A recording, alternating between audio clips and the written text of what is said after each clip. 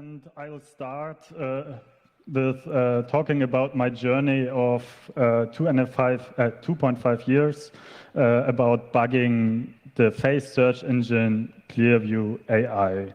So probably the most of us leave photos somewhere on the internet because we want to share them with friends and family. Some of us appear in the media or work at a company where your face appears on the website.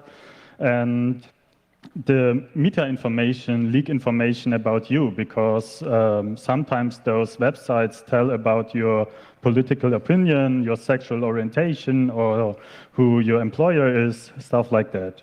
And face search engines crawl the internet, take all those photos and make them searchable based on biometric data, which is nice because you cannot really hide from it. So even if you change your face a little, or even if you delete your photo after a while, the face search engine might still know about this. And yeah, this is maybe a problem. And in early 2020, we learned about the company Clearview AI. There was this wonderful New York Times article about this company that might end privacy as we know it. And it told the world about Clearview AI, the face search engine for law enforcement, but also for private people at that time. And at this time, they had about 3 billion photos in their database. And one product they wanted to build were, for example, smart glasses. So I just could use these glasses, look into your face, and the smart glasses would tell me who you are, where you work at, and what you like in bed, for example. And today, this company, Clearview AI, has about 20 billion photos in its database, and they are aiming for 100 billion by end of the year. So yeah, their goal is to be able to identify every single one of us. 2 days after this New York Times article, I sent a data subject access request to Clearview AI because I had reason to believe that they have data about me because there are some photos of my face on the internet. For example, this photo, and I used this photo to ask Clearview AI for my data. I simply wrote an email, and after about a week, they asked me to confirm my identity. I gladly ignored this request. I do not recall why, but I know that I never replied. But still, about a month later, in February 2020, they completed my data access request and provided the search results for my face. And they also told me that they deleted the image that I shared beforehand to initiate this request. And this is the search report they prepared for this search image that I provided. So they cropped the search image a little, and they found 2 photos that a photographer uploaded without my consent to a stock photo website. And here you can see the photos that were shared online.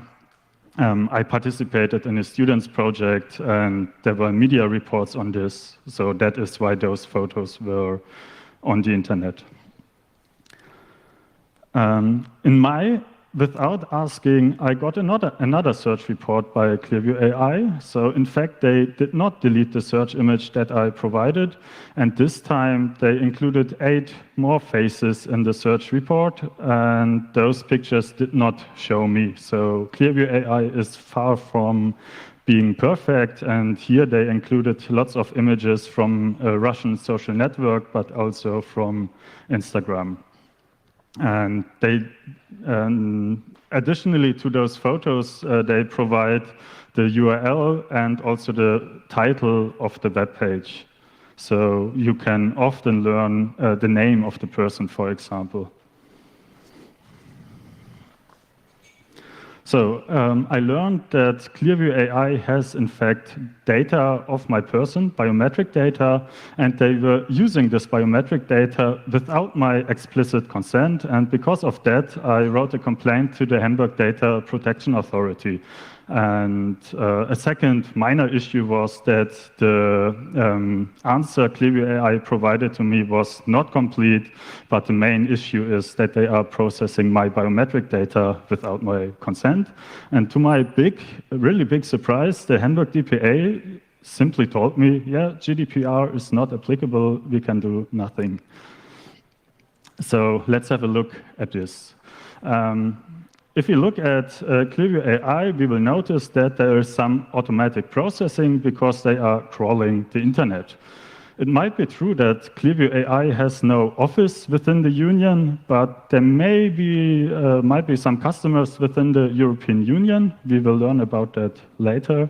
And they are monitoring behavior of European citizens, because if you regularly share photos of yourself on the internet and Clearview AI crawls the internet over and over again, they will have a very good profile of the things you do.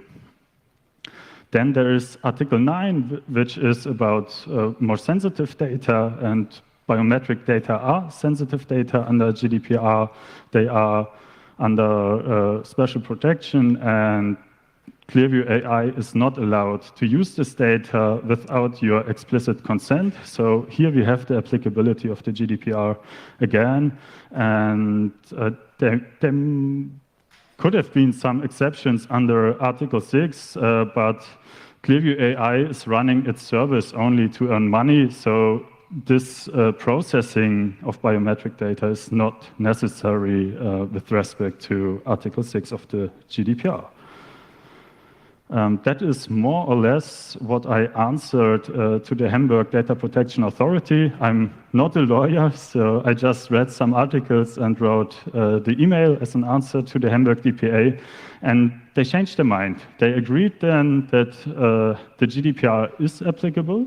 It might have helped that I talked to a journalist from the German media, Der Spiegel, and after a while, the Hamburg DPA sent multiple questionnaires to Clearview AI.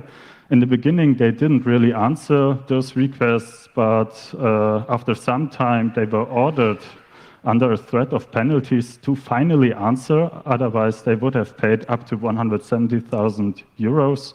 So in the end, Clearview AI replied, and after about 1.5 years, Clearview AI deleted my biometric hash value. But they didn't care about other Hamburg residents or other German residents, and they didn't tell what they would do if they find new photos of my face in the future. And till today, this complaint at the Hamburg DPA is open. There's no final decision. We will talk to them again in August. And yeah, since this Spiegel article here appeared, I'm supported by Neub, None of Your Business, which I'm very happy about. And together we try to find a way to have here a final decision soon. So it might be interesting to know who uses Clearview AI in the European Union. Leaked documents that were sadly leaked only to one news organization and not to the public show that law enforcement agencies, companies, but also some rich individuals were able to use the search engine. And with the help of freedom of information requests in lots of European countries, but also with the help of members of parliaments in different countries, we learned that most countries do not know much about the use of Clearview AI by officials in those countries. So they often said there are no live or historic contracts, or they are not aware of the use of Clearview AI. That is something the European Commission said as well in July 2020, and members of the European Parliament were not so happy about this answer because at this point in time there have been lots of media reports of also European companies that have used Clearview AI, and not just companies, but also the police in Sweden, for example, used Clearview AI on a workshop that was organized by Europol. So yeah, while Hamburg had a good start, I would say other countries developed faster than Clearview AI. In the meantime, was deemed illegal in Australia, Canada, the UK, but also countries of the European Union, including France, Greece, and Italy. There have been at least 2 fines up to 20 million euros, and there have been orders to delete the data of residents of the corresponding countries. A good question is how to enforce those, but it's a good start to finally decide that Clearview AI is illegal within the European Union. Then Clearview AI is, of course, not the only search engine. There's also PimEyes. PimEyes might be more dangerous than Clearview AI because PimEyes is public, can be used by every one of you. And it's basically a different search engine, but the same story because Hamburg is doing nothing again. And PimEyes in the beginning was based in Poland, but moved to the Seychelles to be better able to ignore the GDPR. And we learned that DPA's data protection authorities are too slow, and GDPR does not help against the Clearview AIs of this world. And now EPUNK will continue telling you about the initiative Reclaim Your Face, which might help to improve the situation in the future.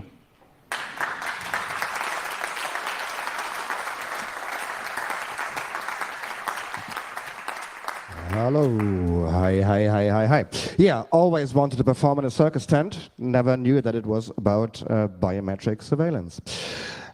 So I'm talking about Reclaim Your Face, an initiative that kind of turned into a network over the last 1.5 years, done by EDRI, the European Digital Rights Association, where basically a rooftop organization for all the European digital rights NGOs.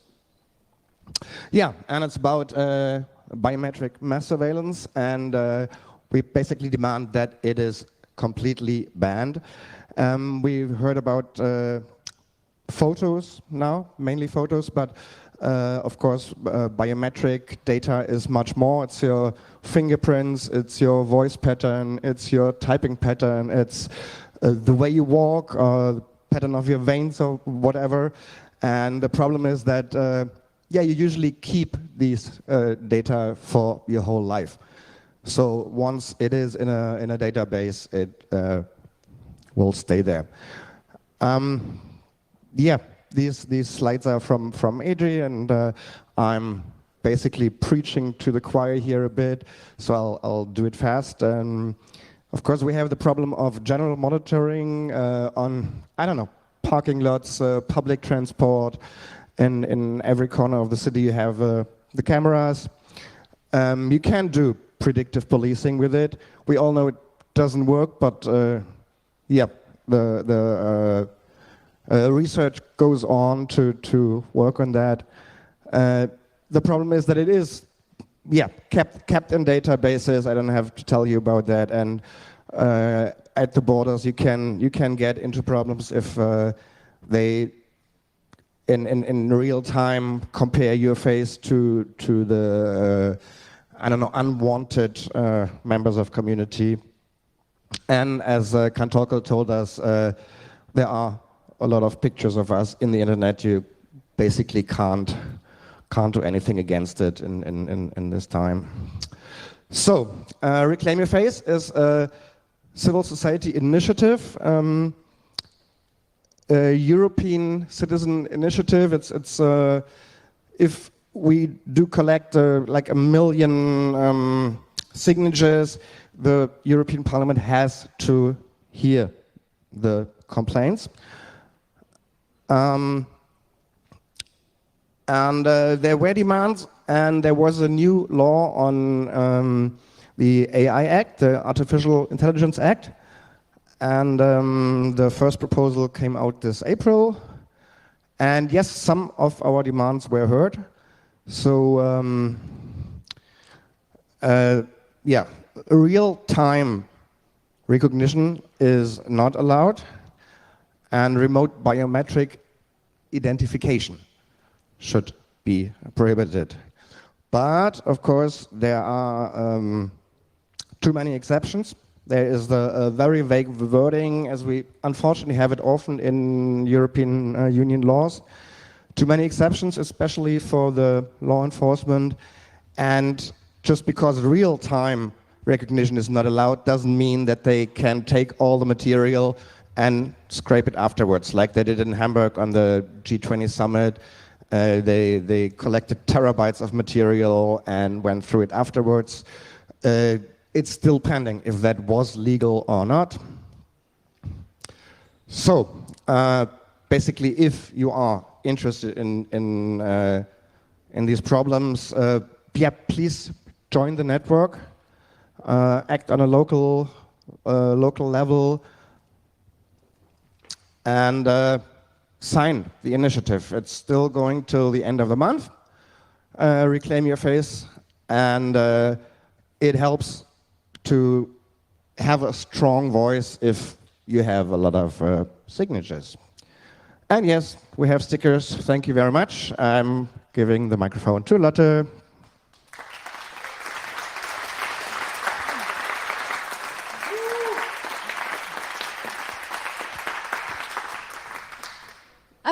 Well, hello everyone. Since we're in the Netherlands, I'm going to tell you a little bit about the Dutch situation regarding facial recognition, and especially on Clearview AI. I myself also did a data subject access request at Clearview AI, and also my face is in this database. I had contact with the Dutch DPA also about filing a complaint, because we see now in a lot of countries in Europe that this is quite successful and that the DPAs are critical. But the Dutch DPA had a kind of different perspective, because they told us you should not file a complaint directly to Clearview AI, but you should file a complaint against a client or a customer of Clearview AI. And we thought this was kind of weird, because as Kantorkel just also argued, the GDPR is applicable to Clearview AI directly. And it's quite hard to find out who these customers exactly are. So we worked together with a Dutch journalist to get some insight in what kind of governmental organizations were making use of Clearview. So we did FOIA requests, we asked around, but nothing except the numbers that some of you might know that are published by BuzzFeed, and that told us it's the Dutch police. So we even asked directly the Dutch police to explain these numbers, but there we just got fake answers also from the minister, kind of obfuscating this whole situation by saying something like, we're not using this as an organization, leaving all the space for individual cops to use Clearview AI. So now this shows us several things. It makes it very hard for us to file a complaint at the Dutch DPA, since they have this different perspective. It also shows that we have one GDPR that should be applicable equally, and that's not the case. So this is a bit weird. And it's also why we would like to have a talk with you in a more interactive way also, because we're here together with a lot of people from different countries, people who might have tried different strategies, who might have to deal with different DPAs, who are in different situations. So that would be very nice. This is some things that you could do if you're worried about facial recognition use or other biometric surveillance for that matter in your country. It's also meant as a kind of suggestion or inspiration. So ePunk told you all about the Reclaim Your Face petition. You can sign that, it does help. You can also file your own access request, see whether you're in the database. It's also a good starting point for a complaint at your national DPA. And there's also other ways to put pressure. Especially if you're Dutch, I would really like people to do this because all the fines in the other European countries really show that the Dutch DPA has a perspective that's not common, and they choose to have this perspective. So I think it really helps if people put pressure on the Dutch DPA to say, hey, look at these other countries. There the DPAs are protecting the citizens. Why are you not doing anything? We want you to do something and stop this. Well, we would like to organize the struggle a bit, so you can see this talk as consisting out of 2 parts. This is the end of part 1, where we talk to you. And we would really like to have a part 2, where you talk to us. We will also talk back to have a bit more of an interactive session where we can share ideas, share experiences, learn from each other, get organized, and see if we together can stop the use of biometric mass surveillance. Thank you.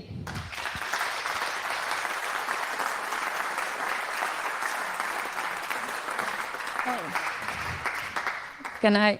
Final remark, this meeting will be at the sea base.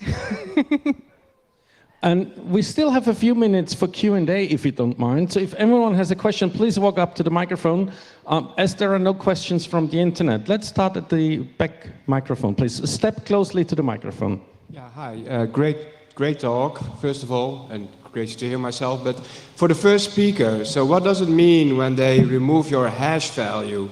Because if they explicitly tell in their database, this is that hash value, they still have data on you. So I'm curious if you can explain a bit more about how that works, because they can re-get your original image and start all over again. So you have to send in a request every year to get removed, or what's your experience in that, or you're more experienced about this topic, so. Well, that is a very good question, because that is exactly the point why we are not happy with the state of this complaint. Okay. That's it, yeah. And then a second question for the last speaker about the Dutch situation. So what was their response when you referred to Italy and the other countries billing or even fining countries that were part of the EU, and so they should commit to the same regulations? It's the same law for the whole European Union, as far as I know. Yeah, you would say that. So it's also not really clear to us why they take this stance specifically. We had conversations with them about maybe filing a complaint, and they just gave us their perspective and said, like, yeah, you can come to us, but then file a complaint on the users. And these were the reasons. And after other DPAs gave the fines, we asked them, and they said, yeah, that's also possible. Or so it's really vague, but still, it doesn't look like they really changed their mind. It looks like they don't have the hackers mentality, that's for sure. Yeah, thank you. Maybe you can help us in giving them that mentality. You have another question. Please come up to the microphone. Yes. Yeah, thank you. I was wondering if there was maybe a chance to turn their system against them using something in an adversarial manner, stuff like this person does not exist, and generating a lot of faces in a way that would match sort of your hash value, whatever this means. Or is it to date something that's too easy to counter? Is there any sort of potential in there? Well, there might be some potential, but you would help only very few people that do that. So it's not a final solution. So maybe you could help protecting yourself a little better by doing that, but I don't think that that is something you could do on scale. Okay, thank you. Hello, thanks for the talk. Some things are quite ironic. I mean, you have to stand there with your faces, someone's taking pictures, there's video everywhere. If you do this request, you have to send your face. If you want to fill in the petition, you have to enter your data. It seems like the whole system is set up to block us from doing stuff. Yeah, it's not really a question, but first, thanks for being here and actually showing your face and doing this. But yeah, any general thoughts maybe you have here, or something we can do and change this whole thing? Yeah, that is a very good comment, because I'm here for a specific reason. I'm here to tell you about Clearview AI, and I'm not here to share my biometric data. So in the future, I still want to be able to attend a protest without the fear that every policeman could be able to identify me by simply taking a picture, because that might hinder me or you attending a protest. So yeah, I think it's necessary to show the face, but you have to think about the reason why people are sharing the pictures online or here. Yeah, the bigger picture. Thank you. And one last question from the microphone at the back. Yes. I've heard that a lot of people are using autistic measures to seclude their facial, what is called the form of the face. So I've heard that it doesn't work that well from EPUNK. Are there? You mean that people, for example, mask up to to kind of steer the AI the wrong direction? Yeah, with dots and lines. What happens kind of is that in the beginning it works because you're covering data points, so you make it harder for the technology to detect your face. But then, for example, during COVID, I think it happened, a lot of people had the mask on a lot. So also a lot of pictures were made of people with the mask on. So they created a database with faces that were masked to train the AI. So now they're better capable to recognize faces that are masked. And I think these dynamics you also get with other things. Like you could now think of something else to cover a different part of your face, or make it harder in another way. And it will help temporarily, and then probably the AI is trained to, make it possible again. Sorry, this is very pessimistic. But. Yeah, that's awful. Thank you for the answer and for the talk. I do have to cut you short. I'm very sorry. We are out of time. If you want to talk to these wonderful people, come by at the C-Base, which is currently on Torvalds, I think. Correct? Yep. Pointy black. Yep, pointy black. And there are stickers, and there are these people, and there's probably Mate and other stuff. So please drop by, and please give Kan Torkel, Lotte, and EPUNK another round of applause. Thank you very much.